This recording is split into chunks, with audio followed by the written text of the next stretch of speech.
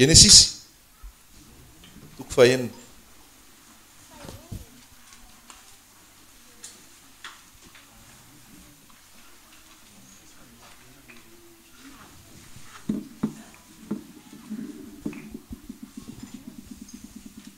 Genesis toko fahenina andininy voalohany. Genesis toko fahenina andininy voalohany. Ary raha vao ny amaro ny olona tambonin'ny tany ka niteraka zazavavy maro dia hita ny zanak'Andriamanitra fa tsara tare ny zanaka vavin'ny olona ka dia nifidy vady ho azy tamin'izy rehetra arak'izay tian'izy. Ary hoy Jehovah, tsy mba hanapaka mandrakariva ao amin'ny olona ny fanahiko, fa amin'ny faniavany dia nofo izy, nefa 20 taona ny androny. Ny Nefilima nitoetra tambonin'ny tany tamin'izany andro zany. Raha nivady tamin'ny zanaka vavin'ny olona ny zanak'Andriamanitra. Ireo nilay olo mahery hatr'izay ely zay nanandaza. Ary hitan'i Jehovah fa be ny faharatsian'ny olona tambonin'ny tany, ka izay ratsy rehetra avy amin'ny fony dia ratsy ihany mandritry ny andro. Ka izay fisainana rehetra avy amin'ny fony dia ratsy ihany mandritry ny andro. Ary Jehovah nanenina noho ny nanaovan'ny olona tambonin'ny tany ka nalahelo ny fony. Dia hoy Jehovah, aringako tsisy ambonin'ny tany ny olona izay noforoniko, hatramin'ny olona ka hatramin'ny biby fiompy sy ny biby mandady na mikisaka mba amin'ny voromanidina, fa manenina aho noho ny nanaovako azy, fa Noa kosa nahita fity teo mason'i Jehovah. Ary zao ny tantaran'i Noa. Noa dia lehilahy marina sady tsy nisy tsiny teo amin'ny olona niara-belona taminy. Eny, niara nandeha tamin'Andriamanitra Noa. Ary Noa niteraka zanaka 3 mirahalahy, dia Sema, Siama ary Jafeta. Ary simba ny tany teo anatrehan'Andriamanitra sady henidoza. Dia hitan'Andriamanitra ny tany ka indro efa simba fa nofo rehetra samy efa nanimba ny lalany avy tambonin'ny tany.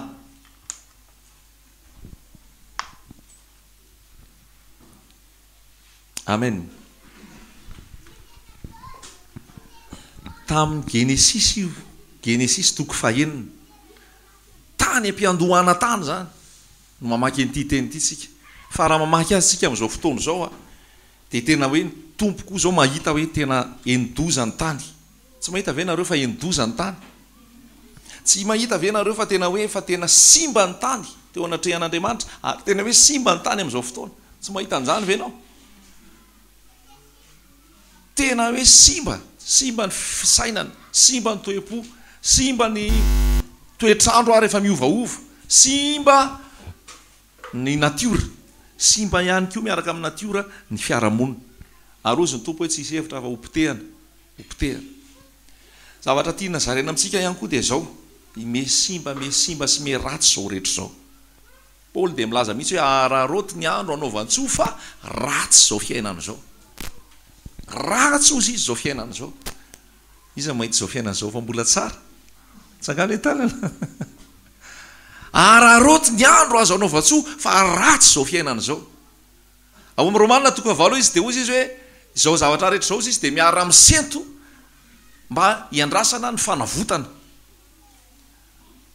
mba hiandrasana ny fandehoana ireo zanak'Andriamanitra. Satria nampanompona sy nandevozina ny tany, nandevozina ny zavaboary, potika ny tontolo. Ary zay mahatonga ny tenin'Andriamanitra ity miverina amin'izao fotoana antsika amin'ny 2015 zao, izay efa nisoratana tamin'ny andron'ny Noa, mbola isorana ny tompo hoe 2015 tsika mbola manana ny Genesis. Zava-dehibe nge zany hoe 2015 tsika mbola men'ny tompo an'ity Genesis toko fahenina ity.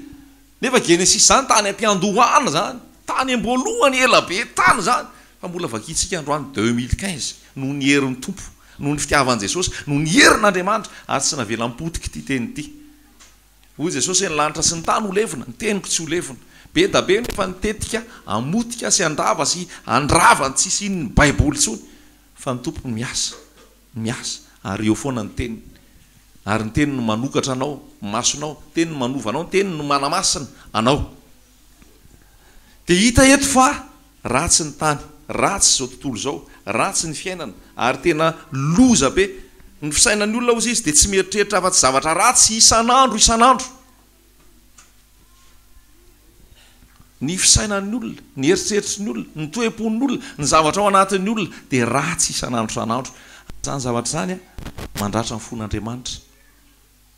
Tsy mbola misy action akory fa fisainana, toe-po dia maratra ny fon'Andriamanitra. Ozy le raha lany teny teto tamin'ny Stony iny hoe enao zay olona kely io nefa mavita mandratra an'Andriamanitra.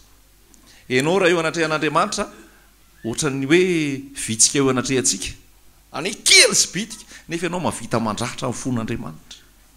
Amin'ny fisainanao, amin'ny toe-ponao, amin'ny fomba izay ataonao, vitanao mampitomany an'Andriamanitra.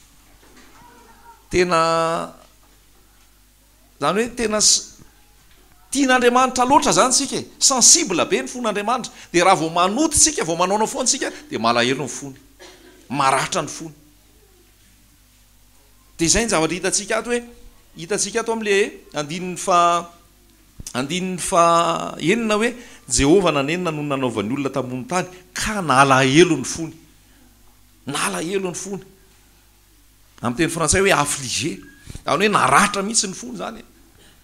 Isaky ny action ataonao zany, isaky ny fisainana ataonao, isaky ny toe-ponao, zay tsy ho araka ny sitrapon'Andriamanitra dia maratra ny fon'Andriamanitra. Malahelo ny fony. Dia tena hoe afatra apetraka amintsika amin'ity androany ity. Tena hoe ianao zay nateraka indray ao amin'i Jesosy, ianao zay nanolo tena ho an'i Jesosy, ianao efa mibebaka marina nanaiky an'i Jesosy tompo dia ianao no tiany tompo ampiasaina hiasa mandra-piaviny eto. Jerevy ny zavatra voasoratra ao hoe i Noa dia lehilahy marina, i Noa dia nahita fitia teo mason'i Jehova. Soa fa mbola nisy an'i Noa tamin'izany fotoana. Soa koa fa mbola misy anao amin'ny 2015. Amen. Soa fa mbola misy anao en 2015. Ianao ve le ahitana fitia, mahita fitia ao mason'Andriamanitra ve ianao? Amen. Fa ny olona mahita fitia ao mason'Andriamanitra no safidian'Andriamanitra hiasa ho azy. Ary ny olona mahita fitia ao mason'Andriamanitra no safidian'Andriamanitra ampiomana ny olona. Amin'ny fiverenan'i Jesosy, ny olona mahita fitia ao mason'Andriamanitra no raisiny rehefa ho avy any amin'ny raha lanitra izy. Tsy ho mason'ny olona fa ho mason'Andriamanitra. Ary hoy izy hoe le Noa dia lehilahy marina sady tsy nisy tsiny teo amin'ny olona ny arabelona taminy. Eny ny ara-nandeha tamin'Andriamanitra Noa. Amen. Le Noa dia lehilahy marina tsy nisy tsiny nahita fitia teo mason'Andriamanitra ary nandeha tamin'ny fahamarinana teo am-piarabelona aminy. Lazaiko amintsika fa ny olona hiakatra ny fanjakan'ny lanitra, ny olona ho raisin'i Jesosy, ny olona ho raisin'i Jesosy, ny olona ho akarina dia ny olona marina, ny olona mahitsy, ny olona tsy ao anaty afinafina, tsy ao anaty maizina, fa ny olona mandeha mahitsy, ny olona mandeha amin'ny fahamarinana, ny olona mandeha amin'ny tahotra an'Andriamanitra. Zany ny olona ho akarina rehefa ho avy any amin'ny raha lanitra Jesosy. Fa izao alohan'ny atongava Jesosy any amin'ny raha lanitra, i Noa nahita fitia, Noa olona marina, Noa olona nahitsy dia nisy mission napetraka tamin'ny Noa dia nanao sampifiara. Mandra-pahatonga le fisafodrano zany dia Noa no nifidiana hoe amboary le sampifiara fa hopotehana ny tany, horavana ny tany. Fa teneny ny olona hiditra ao amin'ny sampifiara. Zao ihany koa ianao dia asain'ny tompo tahaka Noa hoe asaivo miditra ao amin'ny sampifiara ny olona. Ary ny olona nasaina nanao le sampifiara tsy olon'olom-paona fa olona marina, olona masina. Raha anao asan'Andriamanitra mila olona masina. Raha hitory an' Jesosy mila olona masina, tsy mifangaroaro amin'ny fahotana, olona tsy ao anatinaty fahotana. Alohan'ny hitoriana aloha regleo ny fiainanao, zay ianao vao mitory. Alohan'ny hitoriana aloha avotsory ny fahotana rehetrarehetra, zay ianao vao mitory. Alohan'ny anaovana asan'Andriamanitra na inona asan'Andriamanitra na hibata an'io bafilio ara, aoka ianao masina zay vao mibata an'io bafilio. Asan'Andriamanitra rehefa miasa ho an'ny tompo ianao zany, aoka ho masina ianao. aoka madio am-po ianao, aoka ho marina ianao. Zay ny tompo vao miara-miasa aminao, zay ny tompo vao mahavita ny asa apetraky ny tompo ianao.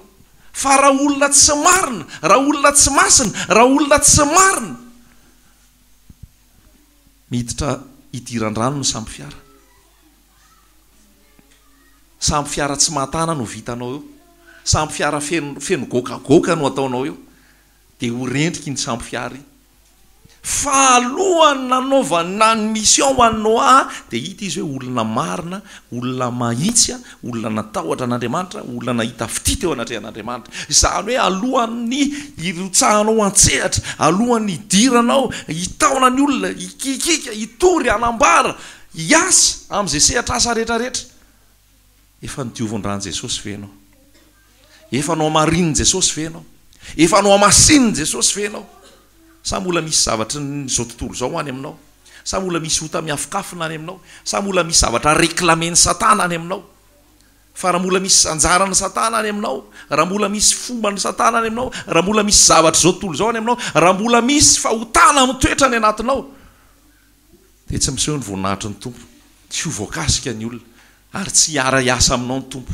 Zany ny zavatra misy amin'izao fotoana, ny olona miasa tia asan'Andriamanitra fa tsy tia an' Jesosy. Ny olona tia asa fanompoana fa tsy tia an' Jesosy. Ny olona tia manao aktivité fa le fitiavana an' Jesosy tsy ao, le fahamarinana tsy ao, le fahamasinana tsy ao, le tahotra an'Andriamanitra tsy ao, dia mandeha dia lasa routine. Fa ny tompo mila olona masina, ny tompo mila olona voasasa amin'ny rany, ny tompo mila olona madio. Zay vao afaka ampita zavatra madio, zay vao afaka ampita zavatra masina, zay vao afaka ampita zavatra marina, ary zay vao afaka akasika an'izay olona apetraky ny tompo eo anoloanao. Zavatra tena tiany tompo apetraka zany zay amin'izao fotoana. Tsy ho sasa foana manatona an'Andriamanitra, tsy ho sasa foana manao asan'Andriamanitra, tsy ho sasa foana manao asa fanompoana, tsy ho sasa foana amin'ny asa zay rehetrarehetra apetraky ny tompo atao, nefa misy fahotana amin'ny toetra, nefa misy ota amin'ny toetra, nefa mbola mankasitraka ota ao am-po. Hoy mpanao salama hoe raha nankasitraka ota tato am-poko dia tsy ny hainy ny tompo. Raha nankasitraka ota tato am-poko dia tsy ny hainy ny tompo. Na manao vavaka be azy ianareo hoy Andriamanitra dia hitapy maso ahako, hitapy tsofina ahako, tsy hainao anareo. Fa mila fahamasinana raha lasaina bavy, mila fahamasinana na hiara-hiakatra eny amin'irao ny lanitra miaraka amin'i Jesosy, fa mila fahamasinana koa raha hiasa sy hitory hanambara ny tenin'Andriamanitra. Mila fahamasinana, fahamarinana. Tsy fahamarinanao nefa io fa Jesosy manamarina anao, fa raha ny fahamarinanao koa, raha ny fahamarinanao propre justicenao, dia hoy ny tompo hoe tahaka ny fitafiana mihoson-drà eo anatrehan'Andriamanitra. Tahaka ny fitafiana mihoson-drà ny fahamarinantsika. Fa ny fahamarinantsika, Korintianina 1:1-7 dia hoe Jesosy ny fahamarinantsika, Jesosy ny natao fahamarinana, Jesosy mihitsy no ao anatinao, manjaka ny fiainanao, manapaka ny fiainanao ray manontolo, mahatonga anao masina. Dia amin'izay fotoan'izay ianao vao afaka mampiditra ny olona any amin'ny samby fiara. Fa raha vao izay mety tsy samby fiara no toronao azy, be da be ngeny manory fa tsy samby fiara no torony amin'izao fotoana, vilà be no torony. Fiara tsara tare no atorony, fambiazana eto tany no atorony, filaminana eto tany no atorony. Kanefa Paoly dia efa miteny mihitsy hoe ratsy izao fiainana izao. Fa rehefa miaraka amin'ny tompo ianao dia anao tahaka amin'ny poetera hoe aoka ianareo vonjena amin'ity taranaka mijangajanga sy maloto ity, ary anao tahaka amin'ny Paoly hoe saina ny zavatra any ambony, any amin'ny toeran'i Kristy any an-danitra, fa tsy saina ny zavatra ety an-tany. Fa efa akaiky ny départ, efa akaiky ny fiverenan'i Jesosy, akaiky ny fampakarana, akaiky ny fampakarana. Dia tena miantso antsika ny tompo amin'ny fahamasinana, miantso antsika ny tompo amin'ny fahadiovam-po, miantso antsika ny tompo. Hoy ny teny ao amin'ny Efesianina hoe aza miray amin'ny asan'ny maizina tsy mahavoka tsoa, fa aleo mananatra an'izany. Aza miray amin'ny asan'ny maizina tsy mahavoka tsoa, fa aleo mananatra an'izany. Piraita-po ao amin'ny tompo, mpiara-miasa ao amin'ny tompo, mila olona masina, olona marina, olona madio, olona matahotra an'Andriamanitra, olona mandeha tsy manatsiny eo anatrehan'ny tompo noho ny ran'i Jesosy, olona tsy mankasitraka ota amin'ny toetra ao anatiny.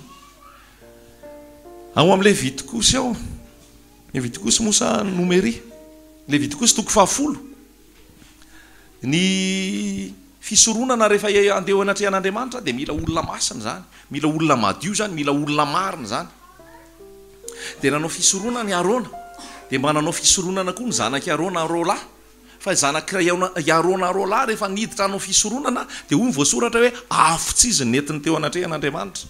Io afotsizy netiny teo anatrehan'Andriamanitra io namono azy Rola tonga dia maty teony eo.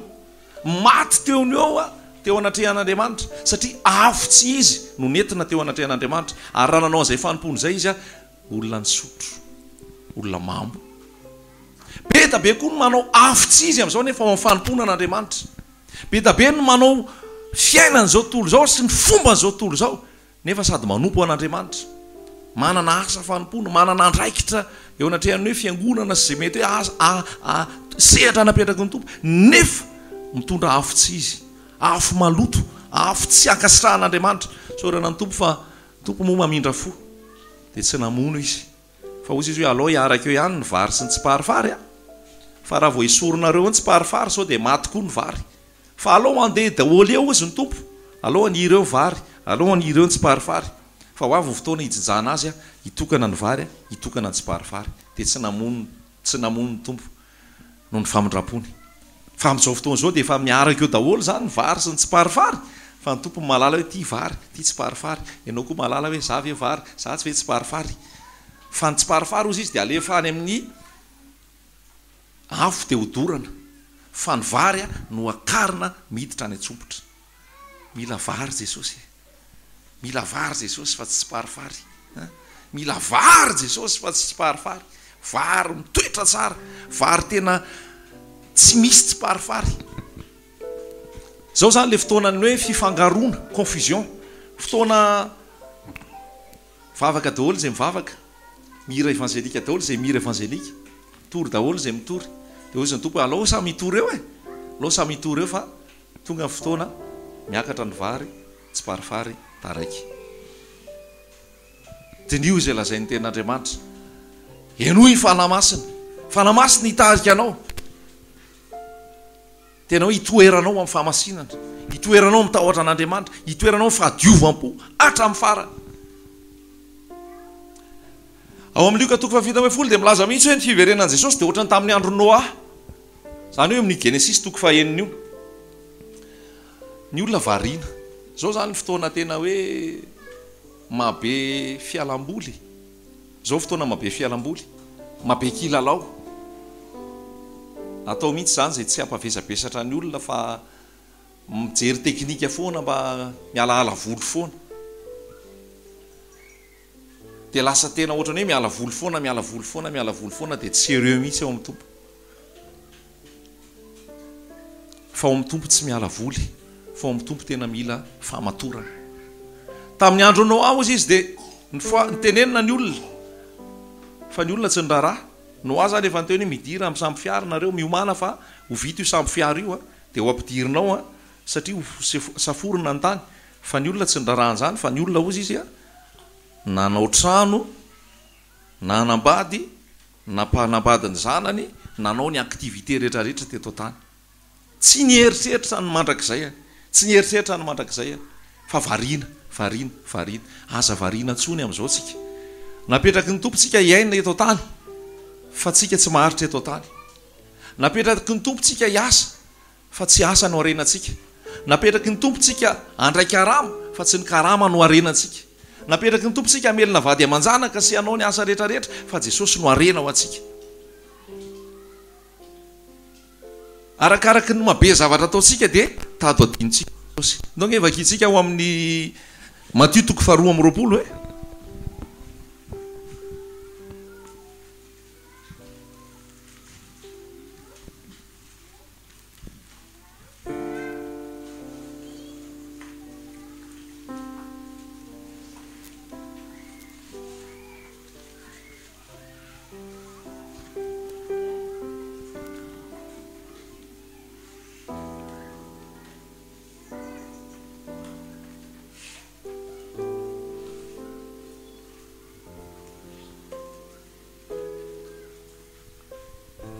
Matthieu 2:20 andiny voalohany.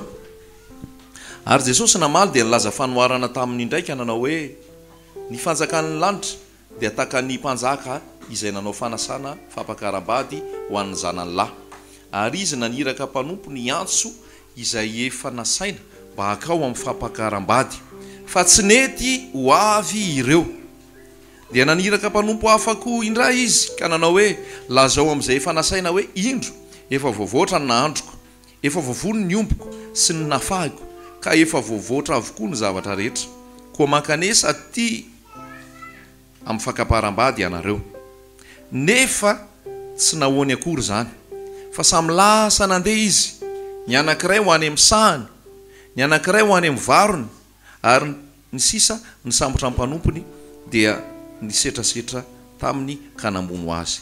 Nefa misy antso apetraky ny tompo amintsika, misy antso apetraky ny olona apetraky ny tompo amin'izao tontolo zao. Fa hoy ny voasoratra eto hoe samy nandeha tany amin'izay nandehanana izy, ny anankiray nakany amin'ny sahany, ny anankiray nakany amin'ny varony, ny anankiray nakany amin'ny sahany, ny anankiray nakany amin'ny varony. Tsy nahoany le hoe misy fanasana lehibe nge ao, misy fanasana lehibe nge ao. Ohatra zany koa ny olona amin'izao mitady makany amin'ny sahany, ane makany amin'ny asany, makany amin'ny fitadiavany, makany amin'ny varony. Fa Jesosy adino, Jesosy adino, Jesosy tsy jerena, Jesosy tsy ambanin-javatra.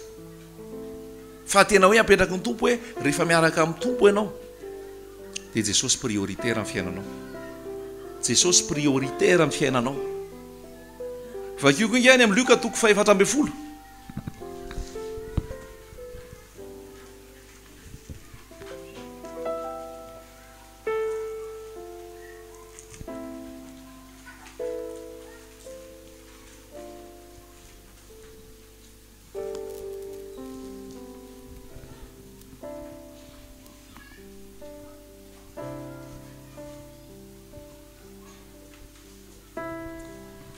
Andininy fa 5:10.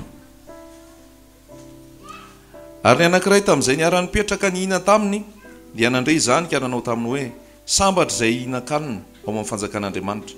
Fa hoy izy taminy, ny olona anankiray nanao fanasana lehibe ka nanasa olona maro, ary naniraka ny mpanompony izy tamin'ny fotoana fisakafoanana ilaza amin'izay efa nasaina hoe andeha, fa efa voavoatra izao ny fanasana. Fa izy rehetra dia nitovy saina ka samy nanao fialana. Hoy voalohany taminy, efa nividy tany aho ka tsy maintsy mandeha iza azy, masiny ianao ekeo ny fandavako. Ndray zany nividy tany dia naleo le tany toy izay le fanasana amin'ilay sakafo. Ary hoy ny anankiray kosa, efa nividy omby 10 ahako ka andeha amantatra azy, masiny ianao ekeo ny fandavako. Navela koa le fanasana zay efa hoe natao efa namonona omby, namonona zao rehetrarehetra zao. Hoy zay zany vidy omby 10, aleo aloha any ny fanasananao, fa aleo aloha za nandrana kely an'ireo omby anaky 10 reo. Ary hoy ny anankiray kosa, efa napakabady aho ka amin'izany tsy afaka makany. Zany hoe tena misy fiarahana foana misy fiarahana foana. Zany hoe indraindray koa zany ny zavatra ananantsika indraindray mampisaraka atsika amin'ny Jesosy. Indraindray mampisaraka atsika amin'ny Jesosy ny zavatra ananantsika. Zay mahatonga ny ao amin'ny agora hoe fa meo an'izay anjara tokony ho aho, aza vela ahatra loatra fa sao dia mangalatra, aza vela anana be loatra koa fa sao dia manadino anao. Teo zany na zavatra hitantsika teo hoe le olona rehefa atsona amin'ny fanasana, atsona amin'ny zavatra tsara be, dia zay andraso aloha, andraso kely aloha fa za vao nanambady, andraso kely aloha fa zahako vao nividy omby, andraso kely aloha fa zahako vao nahazo tany. Raha ny tany, raha ny omby, raha ny vadiny nampisaraka anao amin'i Jesosy, naleo zany tsy nisy le omby, naleo tsy nisy le tany, naleo tsy nisy le vady. Ahoana ozy Jesosy raha misy olona manaraka anao izy ka tsy mankahala ny rainy, na ny reniny, na ny zanany, na vadiny, na ny anabaviny, na ny ainy koa azy, tsy azo ekeno mpianatra izy. Zany hoe misy zavatra omen'ny tompo atsika, fa aza atao hibahana atonga atsika tsy anatona an' Jesosy, aza atao anadinotsika an' Jesosy zany. I Noa ny androm-piainan'i Noa zany dia nanao ny sambo fiara io e. Azonareo hoe nanao ny sambo fiara fotsiny zany ny androm-piainan'i Noa, io ny priorité taminy. Tsy ny zavatra naraiky azy tsony teto tany, fa nanao ny sambo fiara izy. Apetraky ny tompo koa ianao amin'izao fotoana tena hoe hifatoka ao amin'i Jesosy le sambo fiara. tandindony am' Jesosy ny samby fiara, miditra ao am' Jesosy. Zay mahatonga am' Paoly miteny hoe raha ny anahy dia Jesosy ny fiainako. Raha inao azy zany tamin'izany fotoana dia inao angamba zany mety tsy nanam-potoana firy mihitsy fa dia samby fiara foana, samby fiara foana. Tao am' samby fiara foana, tao am' samby fiara foana tena hoe nifatoka ny orona ny tany ny vision-ny satria efa nytenenin'ny tompo izy. Ho anao koa zany zavatra takin'ny tompo aminao a, olohany eo amin'ny fiainanao Jesosy. Olohany eo amin'ny fiainanao Jesosy, lahara-pahamehany eo amin'ny fiainanao Jesosy. Alohany zavatra rehetrarehetra eo amin'ny fiainanao Jesosy. Ho fiainanao mihitsy Jesosy e. Ohatran'ny Paoly hoe Kristy ny fiainako. Fahafatesana ao nazoko tompony. Miaina anao dia Jesosy. Miara-miaina amin'ny Jesosy ianao. Olona miaraka amin'ny Jesosy isan'andro isan'andro. Avela ny fahotana, avela ny kilalao. Ary tsy atao mibahana mihoatra noho Jesosy, zavatra sain'i Jesosy ataonao. Ny fisainana madio. Ny toe-po madio. Ho arovan'ny tompo ge amin'ny ratsy, ho arovan'ny tompo ane amin'ny fisainana maloto, ho arovan'ny tompo ane amin'ny fo maloto. Fa tsisy miakatra ozy izy ao amin'ny taberna kelinao, tsy misy miakatra ao amin'ny tempolon'Andriamanitra afa-tsy izay madio tanana, afa-tsy izay mahitsy fo. Zay ny zava-dehibe eo anatrehan'ny tompo. Ka manahoana ny toe-pontsika tsirairay avy, manahoana ny toe-pontsika tsirairay avy raha tarafin'ny tenin'Andriamanitra. Manahoana ny fiainantsika isan'andro isan'andro ao amin'ny madinika rehetra ao. Salamy fa sy amin'ny telopolo amin'izany dia milaza hoe fa nydinianao momba rehetrarehetra. Fantatrao ana mipetraka, fantatrao ana mitsangana, fantatrao ana mandeha na mandry. Voadinika ao ny toetra, nandinika ianao, malala ianao. Naiza lehako ninina ataoko dia fantatrao foana ny momba. Ary tsisy miafina eo anatrehanao, ny maizina ara mazava eo anatrehanao. Ary zay mahatonga ampanao salamo ny teny ny farany hoe dinio a tompo, izao toetra ny foko. Izao toetra ny foko, fantaro ako. Ary raha misy lalana mampahory atao anatiko, tario amin'ny lalana mandrakizay ako. Raha lasaina bavy amin'ity androany ity, fahamasinana ny tadiavin'ny tompo. Toetra ny fahamasinana vetsika. Fahamarinana ny tadiavin'ny tompo. Mandeha amin'ny rariny sy nihitsiny vetsika. Fa Jesosy mitoetra ao anatintsika izany. Jesosy mibahana ao anatintsika izany. Lasa zanaky ny fahamarinana ihany koa tsika. Lasa zanaky ny fahamarinana ihany koa tsika. Ary rehefa miaraka amin'ny Jesosy zava-dehibe io toe-tsaina io. Zava-dehibe io toe-tsaina io, zava-dehibe io ao an-tsaina io. Dia ndao jerentsika hoe ohatrany ahoana moa zany a tokony ho toe-tsain'ny mpino a fomba fiainana zanak'Andriamanitra. Hebreo a toko 12 12.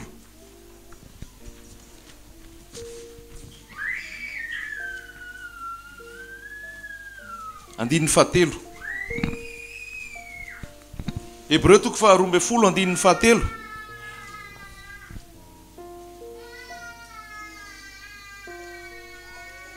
Fa hevero tsara ilay naharitra ny fanoherana nataon'ny mpanota taminy. Fandraho ho ketraka ianareo ka ho reraka ny fanahinareo. Averiko. Fa hevero tsara ilay naharitra ny fanoherana nataon'ny mpanota taminy. Fandraho ho ketraka ianareo ka ho reraka ny fanahinareo. Izany hoe verina zany. Hevero Jesosy. Inona ny fanoherana nataon'ny mpanota taminy? Inona ny zavatra nataon'ny olona taminy, zavatra nenjaty taminy?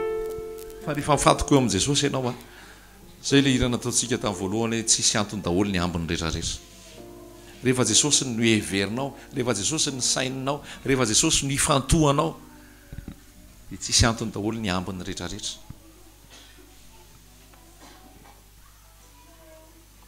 Alohan'io andininy fahatelo io dia hoe ario a ny ota malaky mahazo mijery an' Jesosy tombony finoantsika sy mpahanefa azy.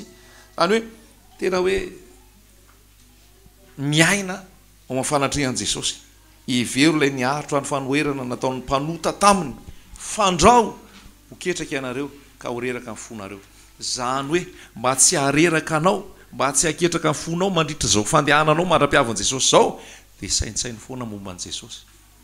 every foana ny zavatra rehetra ny ainan' Jesosy, nijaly zany, niaritra fahoriany zany, nororainy zany, nokapohany zany, ny tedavy notoram-bato zany, noesoesony zany, zany rehetrarehetra zany ny ainany, fa nandresy izy, no afahany izy, ary tsy nanota izy tamin'izany rehetrarehetra zany, dia mahalainao fisainanao koa zany fisainan' Jesosy zany. Amen. Petera voalohany.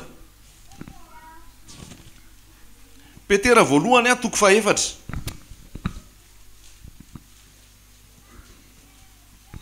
Petera voalohany toko faefatra, andininy voalohany. Petera voalohany toko faefatra, andininy voalohany. Koa satria niaritra tamin'ny nofo Kristy, dia alao mba ho fiadinareo koa izany sainy zany. Le miaritra amin'ny nofo zany ny atao fiadina zany hoe fomba fisainana. Koa satria niaritra tamin'ny nofo Kristy, dia alao mba ho fiadinareo koa izany sainy zany. Fa zay niaritra tamin'ny nofo dia efa afaka tamin'ny ota. Amin'ny teny frantsay izay mitsahatra tsy manota ntsony, cessez de pécher. Zay olona niaritra tamin'ny nofo izy dia mitsahatra tsy manota ntsony. Possible ve zany? Marina ve ty teny ty? Marina ve ty teny ty? Marina aminao ve ty teny ty? Amen. Fa possible tsy manota ntsony. Niaritra tamin'ny nofo Kristy dia alao mba ho fiadinao koa zany sainy zany. Fa izay niaritra tamin'ny nofo dia efa afaka amin'ny ota.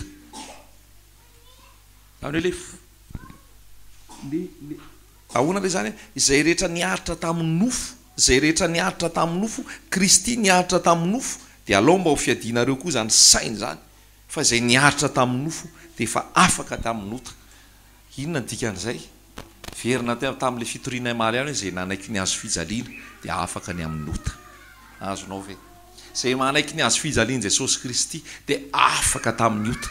Satria niaritra, io nge ny tena niaretan'ny tompo nge dia teo amin'ny azo fijaliana e. Io zany ny tena hoe maximum tena faran'izay maximum netrehan'ny tompo dia izy ny fantsihana teo amin'ny azo fijaliana. Dia satria izy ny fantsihana teo koa dia atao fisainanao koa zany ny fantsika eo daholo izay rehetrarehetra tsy tian'ny tompo momba. Fa rehefa niaritra tamin'ny nofo ianao, niaritra teo amin'ny azo fijaliana, tsy manakery aminao ntsony ny fahotana. Paoly dia nilaza hoe fatatsika fa nitoetratsika taloha dia niara-nombona taminy. Misy zany le hoe vieille nature, dia misy le hoe nouvel homme, zany hoe le olona taloha, dia misy le olona vaovao. Dia le olona taloha niaraka ny fantsihana niaraka tamin'i Jesosy teo amin'ny azo fijaliana. Dia rehefa ny fantsihana iny maty teo dia olona vaovao no mivoaka. Azonao ve zany famarina ten'Andriamanitra zany? Natiora vaovao no mivoaka. Any amin'ny Efesiana izy dia milaza hoe sory ny fitafianareo taloha dia mitafia le fitafiana vaovao ao amin'i Jesosy. Dia ny azo fijalian'i Jesosy zany lasa miditra amin'ny azo fijaliana ihany koa le izy. Fa niaritra tamin'ny nofo Kristy dia raisy ho fiadinareo koa zany miaritra amin'ny nofo zany. Fa zay rehetra niaritra tamin'ny nofo dia tsy manota ntsony. Dia mbola toizantsika, satria mbola misy fampianarana sy fanoloana misy lazain'ny tenin'Andriamanitra avy eo. Fa izay niaritra tamin'ny nofo dia efa afaka amin'ny ota, mba tsy handanianareo ny andro sisa iainanareo amin'ny nofo araka ny filan'ny olona ntsony, fa araka ny sitrapon'Andriamanitra. Ny androm-piainanao zany dia anao inona sisa? Anao ny sitrapon'Andriamanitra. Ny androm-piainanao dia tsy andanindany ny andro sisa ntsony amin'ny filan'ny nofo sy amin'ny fahotana sy amin'izao tontolo zao, fa andany ny andro iainanao anao ny sitrapon'Andriamanitra. Fa ny andro lasa nanaovana ny fanaon'ny jentilisa tamin'ny nandehanana tamin'ny fijejojejona sy ny fanirian-dratsy sy ny fimamona sy ny filalaovan-dratsy sy ny fisotrotoka ary ny fanompo-tsampy izay fady indrindra. Averina ihany eo andininy fahatelo.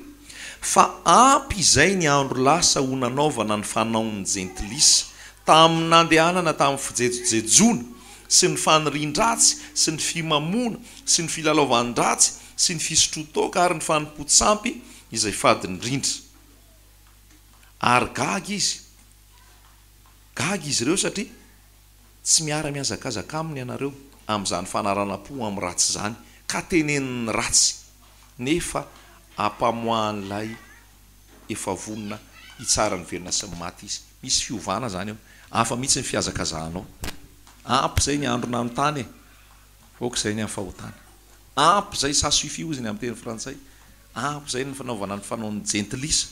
Ampy zay ny fanaovana ny fijejojejoana, fimamona, fisotroana sy ny fahalotona maro isan-karazany. Ampy zay ozy. Fa nefa mba navita betsaka ianao zany zay fa ok'izay. Ça suffit. Zay ngely hoe ça suffit e.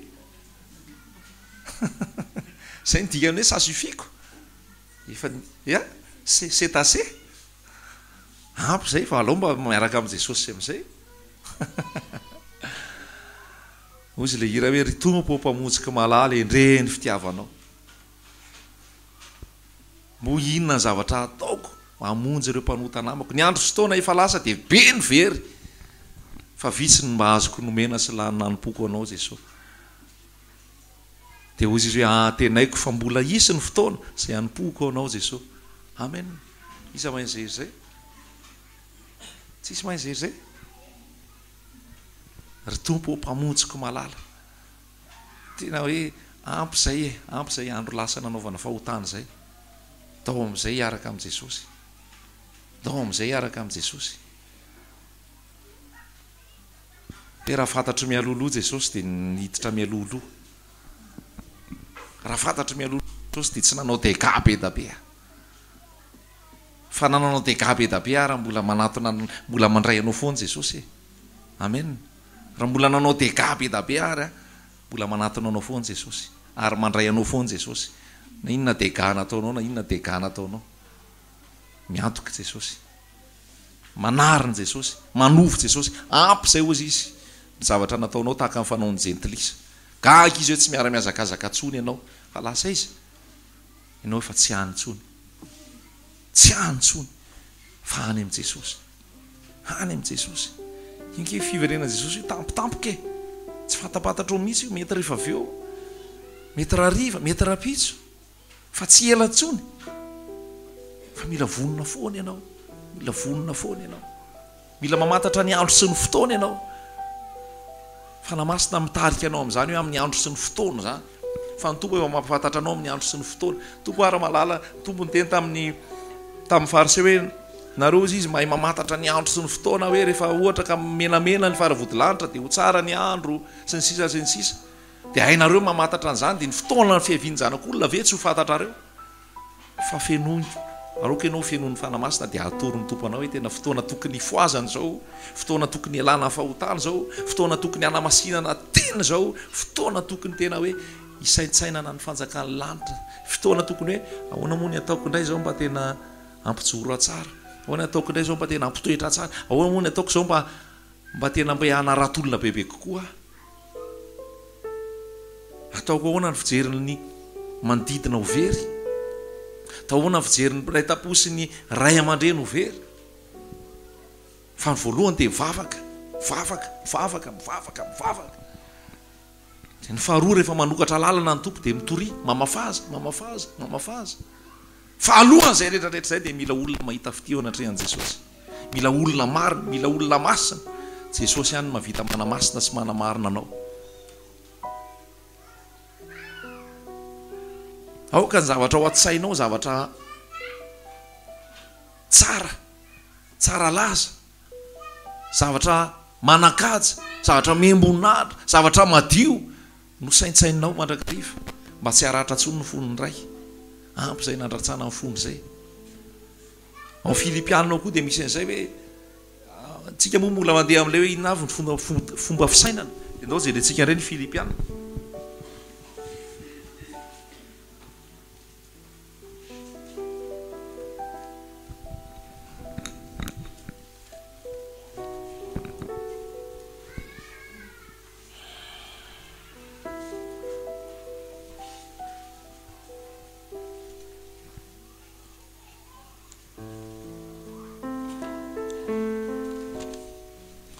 Alléluia. Filipianina toko fa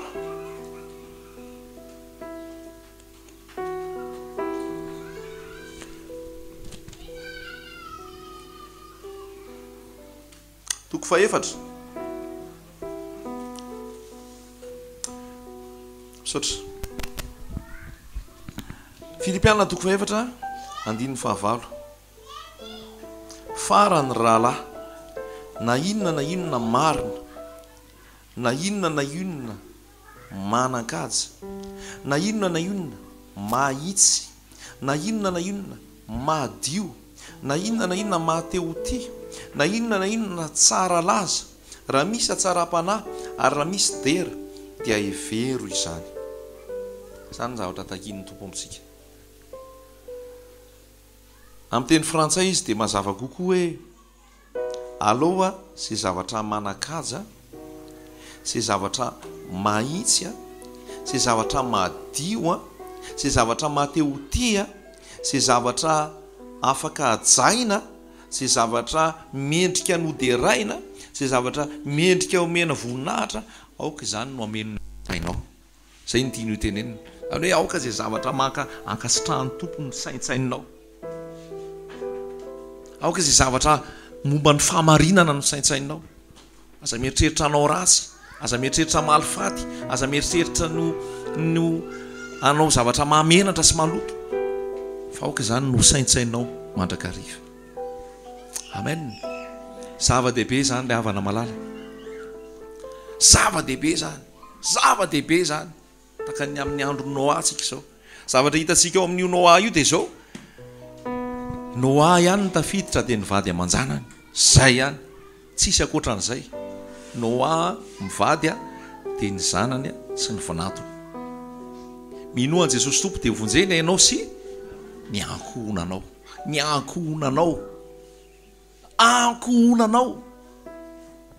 vadinao ny zanakao minoan Jesosy tompo dia vonjeny ianao sy ny ankohonanao zay ny zavatra ny tompo zany tena hoe tompo tia ny ankohonana ny zava-dehibe eo amin'ny tompo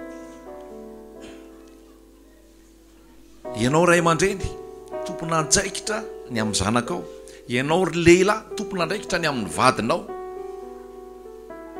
tahaka ny Adama zay tompona andraikitra tamin'ny Eva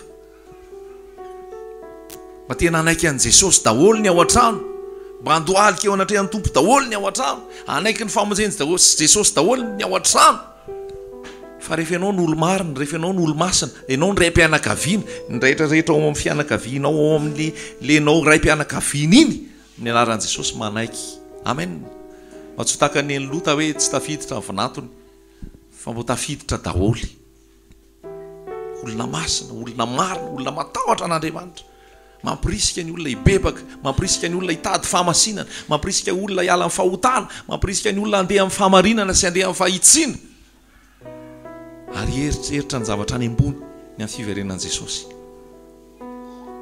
fa ratsy zao fiainana izao akaiky ny fiverenan'i Jesosy matokia an'i Jesosy minoan Jesosy vonjeny ianao sy ny ankohonanao mbola misy tsy tafiditra ao amin'ny ankohonanao tompo hiasy hikasika azy mahereza ny vavaka mareta ny fivavahana mandoleo an'izany tompo hiasa tompo hikasika fa tianao izy karakaranao izy miandany aminao izy halleloja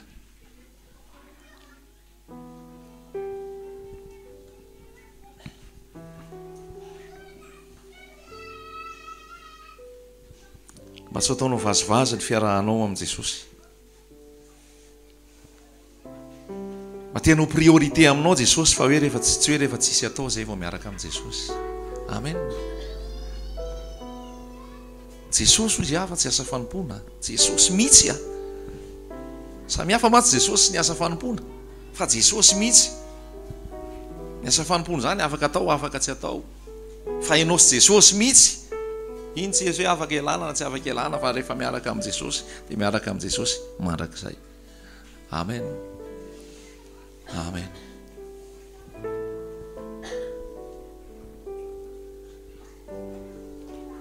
aza variana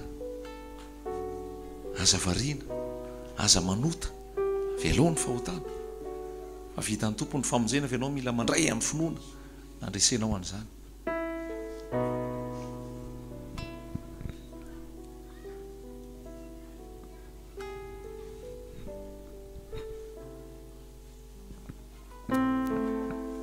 zay ny olona akarina, olona masina, olona marina, olona mahita fitio anatrehan'Andriamanitra, olona mandeha mahitsy ary olona madio fo, olona manana fieritreretana tsara. Zany rehetrarehetra zany dia ny ran'i Jesosy manadio anao mba ohatr' zany ianao.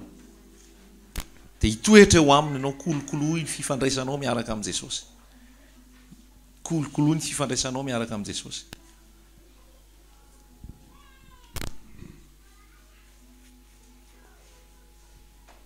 Sarobidy zany, sarobidy zany, tsara zany miaraka amin'i Jesosy zany. Na iza hiaraka, na iza tsy araka, ianao miaraka amin'i Jesosy. Na iza andeha, na iza tsy andeha, ny lalanao zoro miaraka amin'i Jesosy. Na iza manenjika, na iza manaratsy, na iza manakana, amin'ny anaran'i Jesosy mandroso foana. Me mandroso ao amin'i Jesosy. Hitoetra eo anilan'i Jesosy. Iza miara mandeha aminao. Fa Jesosy zany ny tena kompania tsara zany. Ny sasany mety eo, mety tsy eo, fa Jesosy eo foana. Amen. Jesosy eo foana. Tsy atoko mpivavahana. Avy herika any, nisy olona niantso anahy tamin'ny herinandro. Tena misaotra ozy izy fa nampafantatra ana ny fahamarinana ny teny izay nitorianao. Fa zaho ozy izy tany amin'ny Loteranina tsy nalalan'izany Jesosy zany. Zafady fa tonga dia tenenina moa zany le izy. Tany amin'ny Loteranina ozy izy any tezaina atao amin'ny Loteranina fa tsy nalalan'i Jesosy ary tsy nafantatra an'i Jesosy. Fa zaho ozy izy aty Bretagne maheno toriteny dia vao makasika alala izy. Any olona any ampitan-dranomasina any Bretagne any France niantso telefônina hoe tena voakasika ilay tenin'Andriamanitra. Fa mba misy ozy izy mba afaka mandeha maka mivangen-drano mba hitory any fa zay efa mivangen-drano. Dasa fa misy rano tompo ao any mivangen-drano. Misy rano tompo eto maka mivangen-drano. Amen. Omano ny fanahanao, omano ny fanahanao, omano ny fanahanao, omano ny fiarahanao amin'i Jesosy. Stady dy zay vangen-drano zay. Amen. Any atsimo atsinanana any. Hitory an' Jesosy any ianao. Jesosy fa manovo Jesosy. Ary io le lazaiko hoe Jesosy le namany, Jesosy le kompania, Jesosy le rahanao. Fa tsy olombelona, tsy antoko-pivavahana, tsy fombafomba pivavahana. Fa misy efa 7 taona FLM fa tsy mahita an' Jesosy. Tanao amin'izany fa manakona an' Jesosy ny antoko-pivavahana, fombafomba pivavahana. Manakona an' Jesosy zany, tsy ahitana an' Jesosy zany, fa mila mirotana zany dia Jesosy no hita. Amen. Amen. Fa raha vao mbola fomba ny tazominao a, raha vao mbola olona anao rahanao a, raha vao mbola fikambanana no indraindrainao a, tsy mahita an' Jesosy ianao. Tena miteny anao an'izany ako. Tena amin'ny fokotsotra mihitsy ny ilazako anao fa Jesosy tsy anaty antoko-pivavahana. Jesosy tsy anaty antoko-pivavahana. Jesosy nge raha mijery anao anaty Baiboly ny roahana tao amin'ny sinagoga. Ny roahana tao Jesosy fa tsy zaka ny fanatrehan'i Jesosy tao amin'ny sinagoga. Satria nandravaravo Jesosy tao amin'ny sinagoga. Nanozongozony Jesosy tao amin'ny sinagoga. Nanova ny zavatra rehetra Jesosy tao amin'ny sinagoga. Dia tsy zakan'ny olona hoe tena roa ihany io fa tsy mahazo mijanona eto. Ianao raha mbola tafapetraka amin'ny sinagoga ianao zay tsy misy tsy mety ao. Satria fahamarinana, fahamasinana. Zany hoe rehefa ianao zany tonga dia mametraka fahamarinana e. Azonao ve? Ianao tonga dia mametraka fahamasinana, ianao tonga dia mametraka rariny. Dia na le olona anaiky hoe tena marina zany andeha amin'ny fahamasinana antsika andeha amin'ny rary. Na izy tsy manaiky dia hozy izy hoe aza vela miditra ntsony. Tsy ekeny ntsony ianao. Tsy ao anatinao fitiavana ny fahamarinana, ao anatinao fitiavana ny rariny, dia tsy ekeny ntsony ianao.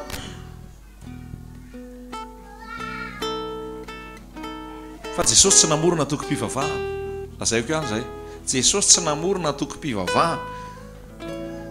Jesosy tsy namorona antoko-pinoana. jesosy tsy namorona fikambanana fa jesosy nanao ny olona ho mpianatra. Amen. Jesosy tsy nanao fanorenana, jesosy tsy naniraka amin'ny mpianatra ka andaotsika zalany no cotisation dia hiady fototra fa anao tranobentsika. Nanao an'izany ve Jesosy? Tsy ny s'intéressé tamin'izany Jesosy, tsy ny s'intéressé tamin'izany Jesosy. Hoe izy tsika rahalama mahita tany lehibehibe na ampalahelo a misy olona tena mivavaka asainao mitondra vato, inona moa anaran'ilay vato reny, vato atao fototra molan reny, hoe anao ny tranon'Andriamanitra, miakatra totobato mihitsy samy mitondra vato daholo. Dia le pasteur FLM zafady fa tena tsy maintsy teneko zany ny fahamarinany, izy tsy manao ninona fa alefa courage ny azy dia akanjo fotsy lava be iny a, izy ery ambony ery dia mampirisika fotsy izy alefa tsy vision an Jesosy zany, tsy vision an Jesosy zany. I Noa dia niara nandeha tamin'i Jesosy, niara nandeha tamin'Andriamanitra, ary namaka Noa dia nanao samby fiara dia tsy iza fa Jesosy. Tsy fombafomba.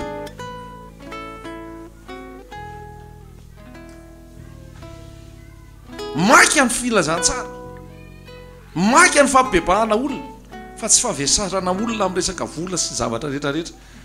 Raha olona vitsivitsy nareo fa nakaikaiky toerana eto ao amin'ny tompo, ao an-trano nareo miara mivavaka, eo amin'ny fanatrehan'ny tompo, raha misy roa telo mivory amin'ny anarako eo afovoany a, tsisy protocole zany, tafaraka nareo telo na nareo efatra miara mipetraka eo nareo ao anatin'ny fahamasinana, ao anatin'ny tahotra an'Andriamanitra, ao anatin'ny fahamarinana, manatrika eo Jesosy,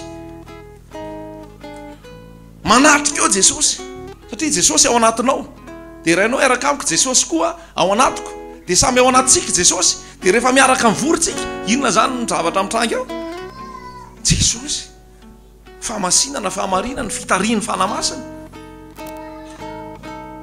Dia ao an-trano ao amin'ny salon ao na eny an-jaridaina miara mivory, miara mivavaka, miara tena hoe mandinika tenin'Andriamanitra. Jesosy igny teny amoron-drano nitory-teny e, nakalakana izy dia somary nisitaka kely dia nitory izy teo amin'ny vahoaka. Jesosy teny an-tendrombohitra no nitory-teny, Jesosy teny an-tanety no nitory-teny. Nanova rafitra Jesosy, nanova fomba Jesosy, nanova fanao Jesosy. Mivoah koa amin'ny rafitrafitra ianao, mivoah koa amin'ny fombafomba ianao, mivoah tanteraka ianao. Raha tia hita ny voninahitry ny tompo, raha tia ho kasihan'ny tompo, raha tia ho ankasitrahan'ny tompo, mivoah amin'ny firaisana tsy kombakomba amin'ny ratsy, mivoah amin'ny resaka fahalotona. Fa zay lazaiko teo ao sinagoga, risorisony ao, kolokolony ao, nialatrany ao ny ao sinagoga.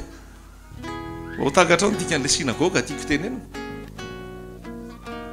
Fa any amin'ny atao hoe trano fivavahana fa risorisony any, any amin'ny hoe trano fivavahana isa toko mpivavahana fa laingany any, halabolany any. Ka inona ny arahanao any, inona ny ijanonanao any? Halleloja, tsara Jesosy, fanamasina no mitarika amintsika. Ohatran'ny hoe efa tapitra le fotoana teo fa nisy an'izay indray niainga avy any tary fanamasina. Mila matotra mivoa tao Babilôna, fa i Babilôna tsy hiova ntsony. Niezaka namonjy amin'ny Babilôna zay ozy fa i Babilôna tsy nety nivojena, niezaka ntsabo amin'ny Babilôna zay fa Babilôna tsy nety nitsabona. Dia mivoa tao Babilôna nareo ny kosa izy mba tsy hiray faholotona ao aminy ao ianao.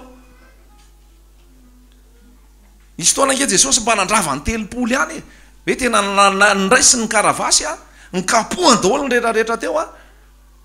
Nesory ny mpivarotra omby, mpivarotra ondry, nesory ny mpivarotra voromelala, nesory ny mpanakalo vola. Fa izy hoe ny tranoko atao hoe trano fivavahana, nareo manao azo zoy fieren'ny jiolahy, be da be ny zoy fieren'ny jiolahy eto Madagasikara, zoy fieren'ny jiolahy. Tria any no ahitanao tena fahotana mamoafady, any no ahitanao alatra, any no ahitanao kolikoly, any no ahitanao langy, any no ahitanao tena hoe fitiavam-bola tafahoatra. Dia nyroasiny Jesosy ny tao, fa tsy efa voaroaka dia voadio tamin'iny fa nanony nataony any ny olona. Dia faran'i Jesosy tany ivelany, any ivelany, hors du camp, anio kotsika any ivelany koa any ivelany koa betabe ny fahalotona sy ny faratsiny isan-karazany fa tsy mahita an' Jesosy ianao raha tsy makany ary ianao vao mainka ianao jamba makany ianao vao mainka ianao tsy mahita ny voninahitry ny tompo makany ianao vao mainka ianao tena mandefitra amin'ny fahotana ianao makany fa ny tompo miteny aminao mihitsy hoe mivoa tao ny tompo ane miasa ny tompo ane miteny olona avy any Bretagne nasainy tompo miteny aty hoe zay loterana tao firy taona fa tsy nalala an' Jesosy fa zao zay ozy izy vao malala an' Jesosy. Halleloja, fiasan'ny tompo mahery vaika ane zany e. Ny religion zany tsy atahorany devoly zany vao mainka izy faly eo anatin'ny religion. Ny fombafomba mpivavahana, ny antoko-pivavahana tsy atahorany devoly zany vao mainka izy tamanao, vao mainka izy faly eo, lazaiko anao zany. Fa ny atahorany devoly, ianao manana an' Jesosy ao anatinao. Ny atahorany devoly ny fahamasinanao, ny atahorany devoly ianao miara mandehandeha amin'ny Jesosy, zany ny atahorany devoly zany. Zany ny atahorany devoly zany, zany ny tsoahany zany. Tsy samikasika anao izy.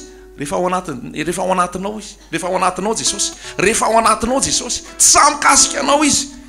Anao zay tetika rehetrarehetra izy hozy izy ny tenin'Andriamanitra hoe ny fiadiana rehetra entina amelezana anao dia tsy ho ambininy zany. Ary ny lela rehetra zay mitsangana hiampanganao ho resenao zany. Rehefa ao anatinao ny fanamasina, rehefa ao anatinao ny fanamasina, rehefa ao anatinao Jesosy, zany no atahorany devoly. Fa raha ianao no miteny hoe zay FJKM na zay FLM na zay evangelika, meme fotsiny devoly amin'izany. Ay, zay koa ozy izy. Ay nareo FJKM, zay koa FJKM ozy. Miala tsiny afa tsy maintsy teneniko anao ny fahamarinana. Tsy maintsy lazaiko anao ny fahamarinana. Halleloja. Mety hiteny koa ny devoly zay koa evangelika, samy evangelika zany tsika. Tena miara mandeha amin'i Jesosy, miara mandeha amin'i Jesosy. Jesosy atao mibahana ao anatinao, Jesosy mibahana sy mitoetra ao anatinao. Halleloja. Raha hiteny ianao izay katolika dia hiteny koa ny devoly izay koa katolika, zay any Roma mihitsy. Marina zany, tena lazaiko anao zany, tena mety miatra amanay zany, fa zany ny fahamarinana. Raha misy mijery, fa misy mijery be da be reo ka aleo fahamarinana andehako. Zahoana, zao fahamarinana andeha, fahamarinana mety mahatapa-doha ohatrany zava-try-jaolina nge tapa-doha ny avarany. Fa tsy mampaniny zany rehefa ao amin'i Jesosy ianao ko. Fahafatezana na zona tombony. Tsy zavatra fiafinao tsony eto e. Ianao fa kamikazy miaraka amin'i Jesosy. Zaloha tenena foana e. Tenena foana, alefa azy foana. Jesosy aza matahotra zay mamono tena, fa tsy mahavita mamono anao makaria fahaverezana. Aza matahotra kory ianao ko teneno andra ka alao faty any, ho faty e. Alao kapohana any raha ho kapohana. Fa Jesosy tsy maintsy misandatra e. Noho Jesosy keny anaovantsika an'izany e. Halleloja, halleloja. Tena fotoana zany zao fivoahana amin'izay rehetra rafidrafitra sy ny fombafomba. Fa tsy hitanao any Jesosy hoa. Devoly tsy matahotra an'izany. Raha ianao tena hoe andaonao portaporta dia zay avatsy amin'ny anina, avatsy amin'izao tsy atahorany devoly zany. Ay ohatr' zany. Fa fanamasina ao anatinao, le fahamasinanao, le fatahoranao an'Andriamanitra, le Jesosy ao anatinao nentinao mandehandeha. Iny nitsoahany devoly iny. Jesosy nitsoahany devoly. Fa raha anaranarana ohatr'izay tsy efa corrompu izy ny fitenenana. Efa maloto, efa lo, efa maimbo, efa tsisy hevitra tsony e. Tsisy hevitra tsony, efa maloto be. Maloto be. Amen. Amen. Tena lazaiko amintsika zany fahamarinana zany. Fantarantsika fa dia Jesosy tsy anaty fikambana, tsy anaty toko-pivavahana. Fa Jesosy ozy izy hoe raha hivavaka amin'ny fanasany fahamarinana. Ao am-ponao tiany Jesosy toerana. Aza miady hevitra kory ary aza miady be hoe alô Jesosy anjaka eto Madagasikara. Tsy hainao an'izany Jesosy. Mbola millénium zany vao mety. Fa aza miady aza kely aina sy amin'ny Madagasikara ty hoe alô ranga Jesosy anjaka eto. Tsy anjaka eto zany Jesosy fa lazaiko anao zany. Tsy vision an Jesosy zany. Zay ekaranao any an-danitra atao. Marina e. Zay ekaranao any an-danitra atao zay atoranao enlevé miaraka amin'ny Jesosy atao. Fa zay mieritreritra hoe alô Jesosy apetraka ao avolo, na hoe alô Jesosy apetraka ao amin'ny assemblée, na alô Jesosy apetraka ao amin'ny sénat, tsy hipetraka ao Jesosy. Teneniko aminao zany. Hoe FFKM, hoe tena FFKM mametraka an Jesosy, tsisy Jesosy apetraka zany eo.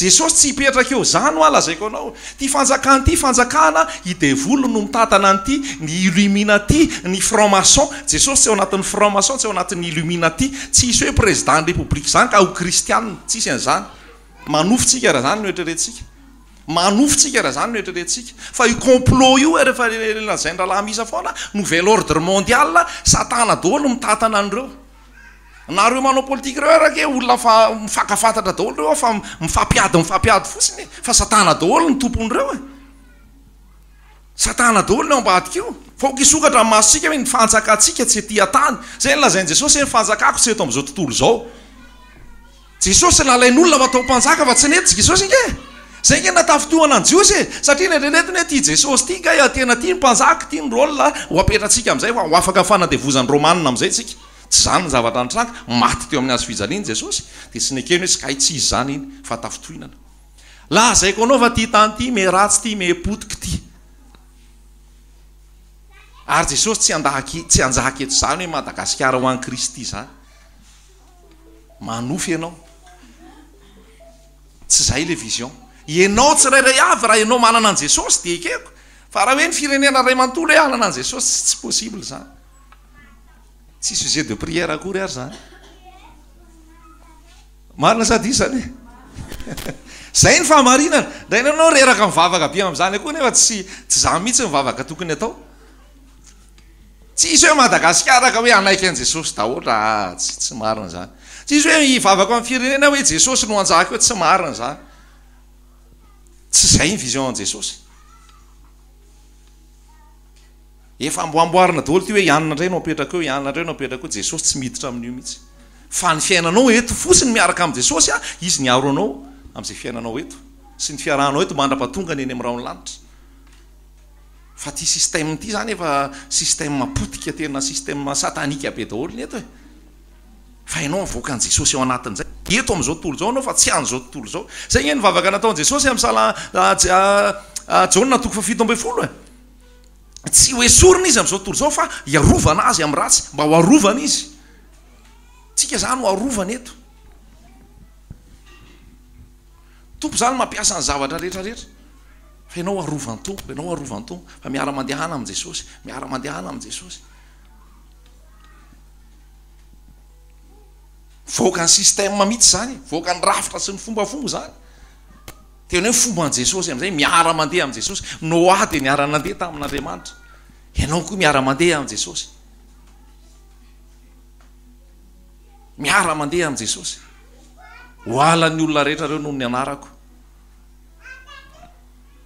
fa tsy maninona zany fa zay mahatratra amin'ny farany nofonjena tsy misy anarana omena amboninahitra tsy misy anarana zona famonjena eto ambonin'ny tany afa-tsy ny anaran' jesosy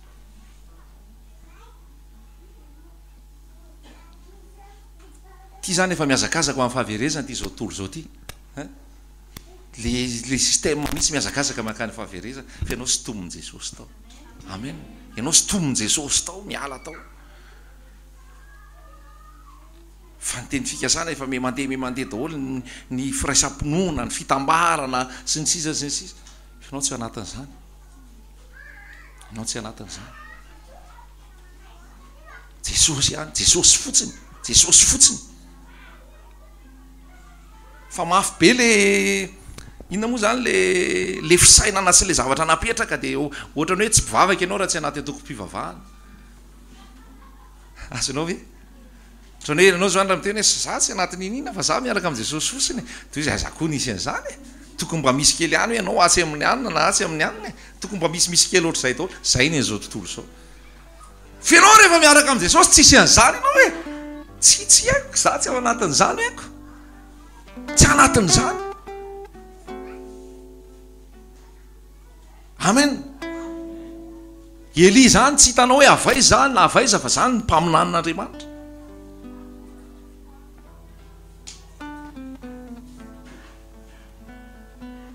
tena fotoana tena fiverenana am' jesosy ary tena fitokanana mihitsy fitokanana mihitsy jesosy ny ambara fa tsy olombelona jesosy ny ambara fa tsy olombelona jesosy no ambara fa tsy olombelona jesosy fotsiny ihany jesosy fotsiny ihany fa jesosy ny mahavonjy ary tsy metraka zavatra eto tany fa hitarika anao ho any amin'ny fanjakany satria misy mametraka an'izay mihitsy masy le hoe Jesosy no atao mpanjaka eto tany fa zany mbola afaka fito taona aorianan'le afaka fito taona aorianan'le iakarantsika miaraka amin'i Jesosy any an-danitra dia vita ny fito taona zay vao anjaka eto arivo taona Jesosy zany vao misy an'izay fa zao ny titenao hoe Jesosy natao filohan'ny firenena tsy isy zany aza mandrevy aza mandrevy fa tsy isy an'izany. Amen. Izy mahatsy amin'ny mamoatra taratasy dia atao fanjakana inona moa ny anaran'izy teo firenena fanjakam-pisorony Madagasikara dia Jesosy no manjaka tsy isy an'izany tsy ara-baiboly zany tsy vision an Jesosy zany ny mamaky an Jesosy zao dia ny ampiakatra anao any aminy zay aloha zao mamaky azy zay aloha zao fa tsy mbola any amin'le anjaka eto tany aloha zao ny an Jesosy fa le ampiakatra anao hiaraka aminy any amin'ny raony lanitra dia hiara-paly mandritry ny fito taona any an-danitra zay aloha mamaky an Jesosy rehefa vita zay fito taona zay miara-midy reto amin'izay tsika tsy haiko ianao mety any Grande Bretagne za mety any Canada sasany mety any Ouganda satria rehefa tonga ny fanjakana arivo taona zay Jesosy vao manjaka eto ary Jesosy manjaka ao Jerosalema dia ny mpiara-miasa amin'i Jesosy zasy ianao raha maharitra ianao. Amen. Amen. Zay ele ao amin'ny Matteo iny hoe anjara-tany roa ny ianao, anjara-tany telo ny ianao, anjara-tany efatra ny ianao talenta roa, ny ianao talenta telo, ny ianao talenta dimy, mbola omena 10 fanampiny ianao. Renge resaka andraikitra ho apetraka Jesosy amin'le milenium dia efa tapitra le fito taona miara-midina daholo tsika navitra ny Israely satria Israely zany hopotika tena hopotehana mihitsy amin'izay dia efa hitan'i Jesosy hoe tena voabe reto ary eo amin'izay Israely vao tena hoe tena hitady ny famonjena dia midina amin'izay Jesosy miaraka ny miaramilany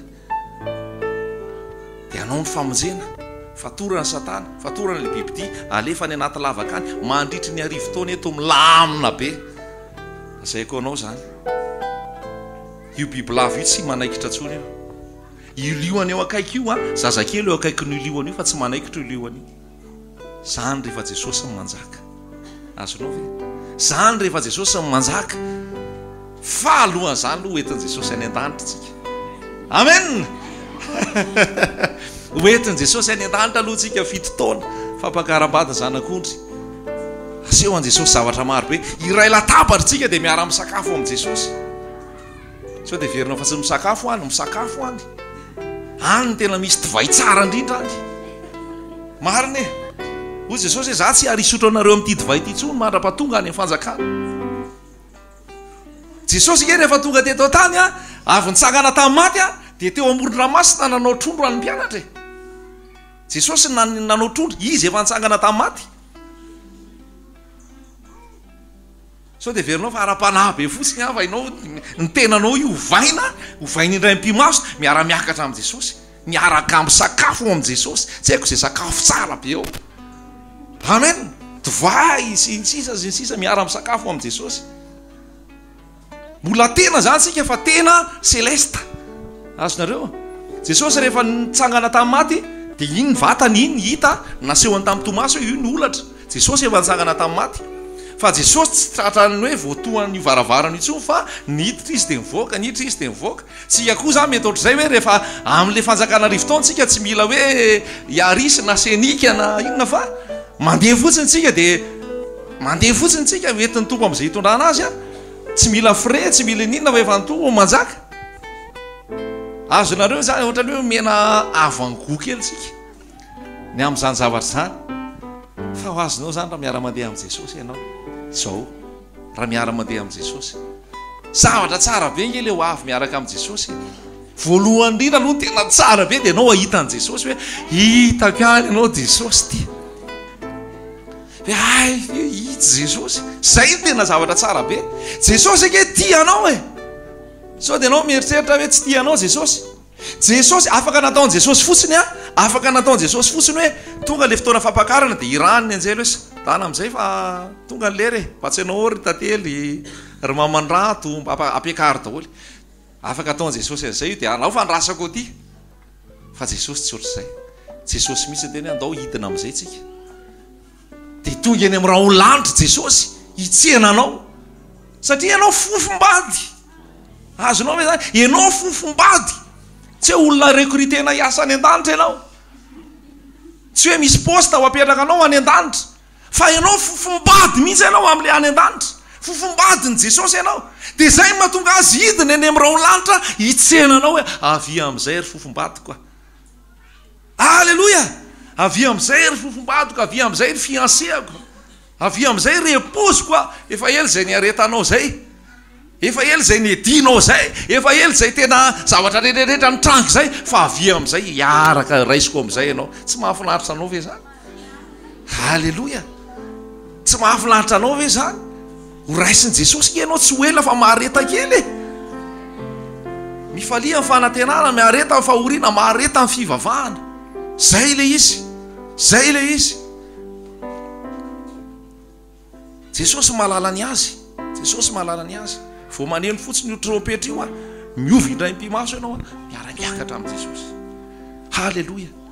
Zany ny fanantenana zany. Tsy mampamenatra zany. Zany tsy mankivy antsika atao tany zany satria misy an'izany zavatra zany ho avy. Amen. Misy an'izany zavatra zany ho avy.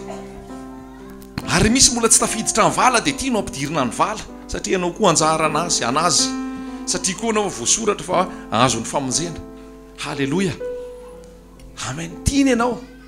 Tiany ianareo mivady. Tiany ianareo. Tiany fianakavianao. Halleloia. Ary noho ianao no lasa ho fitahiana ho an'ny fianakavianao. Tahaka ny Abrahama, lasa i Abrahama ny fitahiana ho an'ny firenena rehetra. I Abrahama no lasa ny fitahiana namonjena ny Lota. Dia noho ianao koa lasa loharano mpitahiana ianao. Amen. Lasa fitahiana ho an'ny hafa ianao. Amen. Anory ny olona ny lala tsara. Halleloia. Tsara ke zany. Tsara zany hoe tena ahitan'i Jesosy zany. Zany tena zava-dehibe, ahitan'i Jesosy. Tena misofla mihitsy hoe vita ny eto tany. Vita. Hiara-hiakatra amin'i Jesosy. Tapitra. Any ianao fitotoana. Any ianao fitotoana. Ny Jiosy rehefa manambady ny Jiosy dia tonga izy aloha amin'ilay vehivavy dia rehefa vita iny tsy tonga dia miaraka ry zareo. Fa mbola any le raha lehilahy dia manamboatra trano le vehivavy. Dia rehefa voavoatra le trano dia amin'ny fotoana tsy hampozina ny tonga tampoky iny lehilahy iny aka an'le vehivavy amin'izay. Aka an'le vehivavy Jiosy amin'izay hoe ndao amin'izay fa vita le trano. Dia any amin'izay zareo dia fitoana consommer an'le mariazy amin'izay.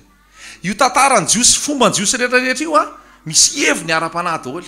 Dia ohatr'izay koa ny antsika zany hoe tsika efa nalain'i Jesosy ho vady fa mbola tsy eo izy aloha fa mbola lasa izy any. Jaona 4:12 nanamboatra fitoerana ho anareo. Dia rehefa vita amin'izay le fitoerana tsy milazalaza izy, tonga ho azy izy. Dia ohatr'izay koa le lehilahy nanambady an'le vehivavy Jiosy, tsy milazalaza izy ho avy zay amin'izao na ho avy zay amin'izao, tonga ho azy fotsiny izy. Dikan'izay le vehivavy zany mila tena tsara tarehy foana. Azonareo?